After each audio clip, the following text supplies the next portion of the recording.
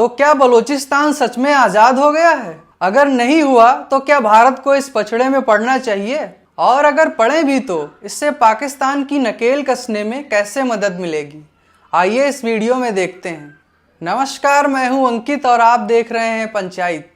दरअसल पाकिस्तान के खिलाफ भारत का ऑपरेशन सिंदूर अभी चल ही रहा है कि इस बीच बलूच राइटर और एक्टिविस्ट मीर यार बलोच ने सोशल मीडिया प्लेटफॉर्म एक्स पर रिपब्लिक ऑफ बलूचिस्तान की स्वतंत्रता का ऐलान कर दिया है। उन्होंने बताया कि बलूचिस्तान के लोगों ने अपना राष्ट्रीय फैसला ले लिया है।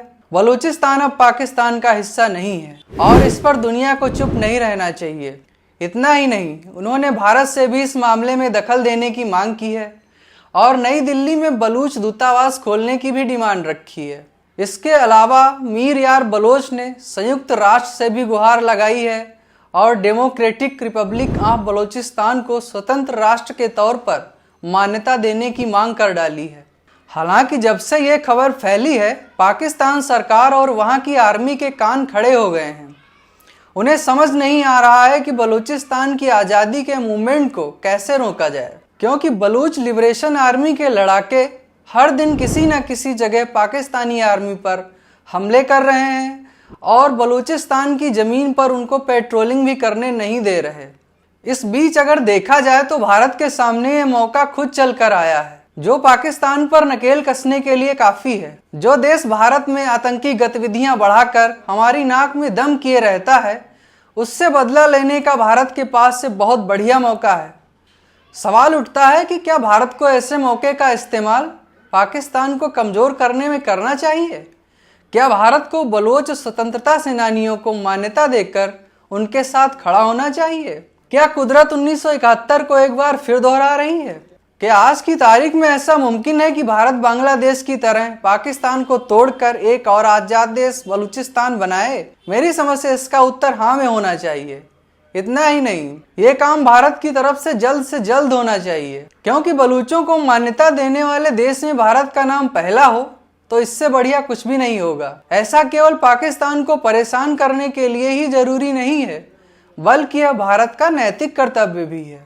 चूंकि 1948 में सेना के दम पर पाकिस्तान ने बलूचिस्तान को अपने साथ मिलाया था, इसलिए ज़्यादातर बलोचों के मन में ये बात बैठ गई कि पाकिस्तान कभी उनका नहीं रहा और ना ही उनका हो सकता है। अंग्रेज़ों की विदाई के साथ ही बलोचों ने अपनी आज़ादी का ऐलान कर दिया था और ये जंग तभी से जारी है। हालांकि पाकिस्तान ने पहले ये बात मान ली थी, लेकिन वो बाद में इससे मुकर गया।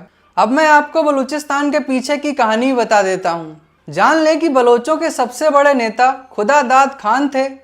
कहा जाता है कि खुदा दाद खान को जिन्ना पर भरोसा नहीं था, इसलिए वो भारत के साथ आना चाहते थे, लेकिन बाद में उनकी बात जवाहरलाल नेहरू से नहीं बन पाई। उस समय किसकी गलती थी, आज के वक्त ये कहना थोड़ा मुश्किल है, लेकिन इतना तो माना ही जा सकता है कि भारत ने अगर बलूचिस्तान को लेकर अपनी आंखें न मूंदी होती तो जिन्ना कम से कम कब्जा तो नहीं कर पाते। इसके साथ ही ये भी कहा जा सकता है कि जिस तरह जिन्ना ने बलूचिस्तान पर कब्जा कर लिया, वो काम भारत भी कर सकता था। कम से कम अगर भारत ने कब्जा किया होता तो बलूचों को उत्पीड़न के ये दिन तो देखने नहीं पड़ते।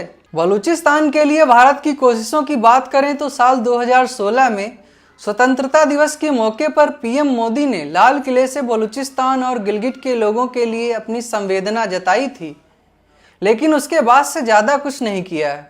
ऑपरेशन सिंदूर करके पाकिस्तान को सबक सिखाने वाले पीएम मोदी के पास बढ़िया मौका है कि वो नेहरू की गलतियों को सुधारने के लिए बलोच लोगों की मांग पर विचार करें और बलूचिस्तान को एक देश के रूप में मान्यता देने वाला पहला देश भारत को बनाएं। वैसे भी कश्मीर में दखल अंदाजी करने वाले पाकिस्तान के लिए भारत का बलूचिस्तान को समर्थन देना जवाबी रणनीति हो सकती है। दूसरी तरफ बलूच नेता तो पाकिस्तान से पीओके खाली करने की मांग कर ही रहे हैं। ऐसे में एक तीर से बलूचिस्तान और पीओके दो निशाने सध सकते हैं। भारत ज़्यादा कुछ ना करे तो कम से कम बलूच नेताओं की आज़ादी की मांग का समर्थन तो कर ही सकता है। अगर आपको यह वीडियो अच्छा लगा तो हमारे YouTube चैनल को लाइक सब्सक्राइब करें। इसके साथ ही हमारी सभी वीडियोस का नोटिफिकेशन पाने के लिए बेल आइकन दबाना न भूलें।